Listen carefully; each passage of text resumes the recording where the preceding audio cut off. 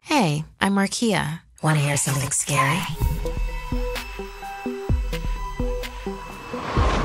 Death in the headlights. When I was 16, my dad bought me my first car. It was an old beat-up Honda with 150,000 miles on it that his friend Jack Delaney sold him for next to nothing. A crappy car for others, maybe, but it meant freedom to me. I'd started my first waitressing job in town and often worked late nights. The car meant my parents no longer had to chauffeur me around. After a long shift one evening, I got into the Honda and headed home. The roads were still fairly busy despite the hour. Then, something caught my eye in the rearview mirror. Sitting in the back seat was a teenager around my age with electric red hair. She was looking out the window, entranced by the passing headlights.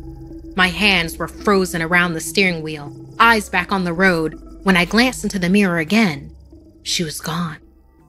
I floored it home, parked the car, and immediately ran inside to tell my dad what I had seen.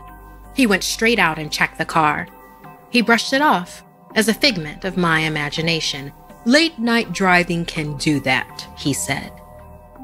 I went to bed that night more curious than scared. Perhaps my dad was right, and it was all in my head. But the next night, it happened again, same as before.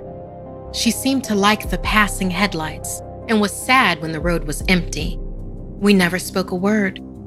The next few journeys were the same. I can't explain why, but I wasn't scared. It was like she just came with the car, and that's when it hit me. There was a way to find out more about my mysterious passenger. The following morning, I drove to Mr. Delaney's house. He was in his garage when I pulled up, and as soon as he saw the Honda, his mouth dropped open and his hands began to shake. I parked and thanked him for giving my dad such a great deal, then asked why he had sold it for so little. Yes, it was old, but it still ran really well. He stammered a while, but then told me about his daughter, Rosaline, how she had started hearing strange voices and seemed to be losing her mind. One night, she had taken the Honda without his permission and gotten into a terrible accident. She was killed instantly, yet apart from the windshield she had ended up flying through, the vehicle had been unscathed. However, after it was fixed, seeing it parked in the driveway day after day was too painful. He was happy to be rid of it. I left the Delaneys, not any closer to figuring out how Rosaline was connected to the car, but thought her dad must be exaggerating about losing her mind. That night, I was driving around running errands for my parents when she appeared again. This time, I spoke as passing headlights faded out of sight. "Rosaline, why do you stare at the headlights? Were they the last thing you saw?" She looked over at me, startled, as if noticing me for the first time.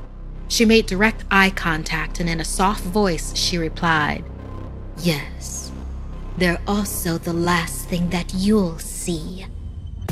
Suddenly, she lunged over the seat, grabbing onto the steering wheel, and in a flash, I saw headlights coming straight towards us. I wrestled the wheel out of her hands, plunging us headfirst into a nearby tree. I shakenly got out of the car. There was smoke everywhere. The front had been caved in, the windshield shattered, and I had cuts all over my face and body. Everything hurt. I looked in the back seat, and thankfully, she was gone. As I slowly walked away from the totaled Honda and back to the street and the sound of sirens, I thought about Rosaline. I hoped she would find peace now, wherever she was. 2 weeks later, a brand new mini SUV appeared in the drive. The exact car I told my dad I'd always wanted. He tossed me the keys so I could take it for a spin. As I was making turns around the block, blaring the radio, checking out all the new dials and gadgets, I looked in the rearview mirror and it was empty. I felt a huge relief. That was until I looked at the passenger seat. It was Rosaline. She didn't say a word, just sat looking out the window, staring at the cars passing by.